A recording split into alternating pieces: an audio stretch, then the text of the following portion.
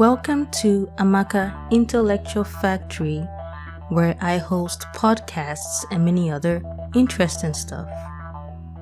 This is part 3 of my 9-part book review on Virginia Woolf's novel, Orlando. And just like part 1 and 2 of 9, by the time you're listening to this book review, the article version is going to be available on my website, www.amakaintellectualfactory.com.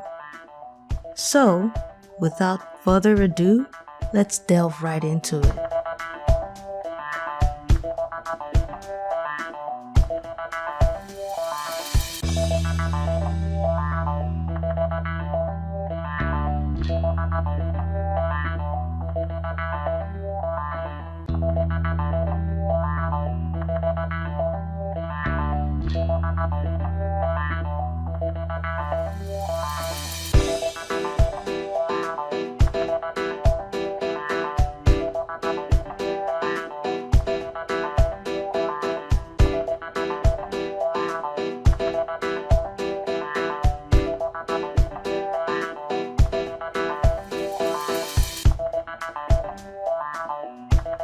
Orlando meets Greene. Do not dish it if you cannot take it. Part 3 of 9. The meeting between Orlando and the poet Nicholas Greene is one of the most humorous moments in the novel. So much so that even on my second reading of the novel, it still cracked me up because I found it very relatable. Hey, do not dish it if you cannot take it. From the get-go, we are informed of Orlando's love and reverence for poetry and other forms of literature. By all means, Orlando is also a poet in his, or should I write, her own right. Orlando's love of literature echoes throughout the novel. This love of literature is further demonstrated with Orlando's constant lavish hosting of poets and other writers at his or her home. And it started with Nicholas Greene.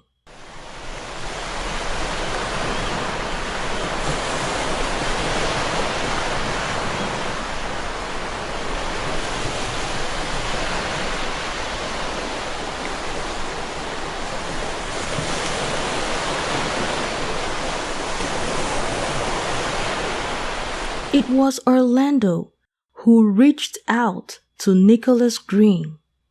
He was full of admiration for the works of Mr. Greene. Spoiler alert, it is important to note that I am referring to Orlando as a man here because Orlando had not yet turned into a woman at this time. Back to topic. Orlando informed Mr. Greene that if he would condescend to visit him, that is Orlando, a coach and four would be at the corner of Fetter Lane at whatever hour Mr. Greene chose to appoint. Mr. Greene honored Orlando's invitation, and you can only imagine how excited Orlando was. However, upon meeting Greene, Orlando was instantly disappointed with his appearance. Orlando was puzzled where to place him. There was something about him which belonged neither to servant, squire, or noble.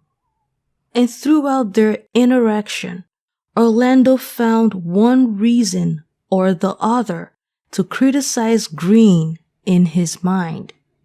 For me, the tipping point of Orlando's criticism of Greene was when Greene talked about la gloire, which Orlando observed he pronounced as glaw. According to Greene, la gloire were ages when men cherished a divine ambition. Orlando was so put off by Greene that he abandoned all hopes of discussing his own works with the poet. And when Greene left Orlando's home, Orlando was greatly relieved that he was gone. This is why I wrote, "Do not dish it if you cannot take it." For Orlando was not the only one unimpressed with his encounter with Greene. Apparently, Greene had his own criticism of Orlando as well. This was made known when Greene decided to write a very spirited satire about meeting a nobleman. The satire was written in such a manner that there was no doubt Orlando was the so-called nobleman Greene based his satire on. Orlando's friends read the satire and gave a copy to Orlando, and he threw such a tantrum with great disbelief. Again, do not dish it if you cannot take it. I do not want to take away the humor of this part of the novel, so I will not fully write out how Orlando reacted to the Greene satire of him. I will only write that he threw such a great tantrum. Later on in the novel, these two interesting characters met again. However, at this point, Orlando was now a woman. This still did not stop Orlando from internally scrutinizing Greene and how he pronounced la gloire as glaw. And though the novel does not tell us about Greene's impression of Orlando, especially now Orlando was a woman and no longer a man, we can only imagine that Greene must have had his reservations about Orlando. This was just one of the light moments in the novel that I thought I should share with my readers. The end of my article. So yeah, there's nothing much for me to say other than what I have read out in my article. As usual, you're more than welcome to share your thoughts and start conversations with me. I always look forward to them.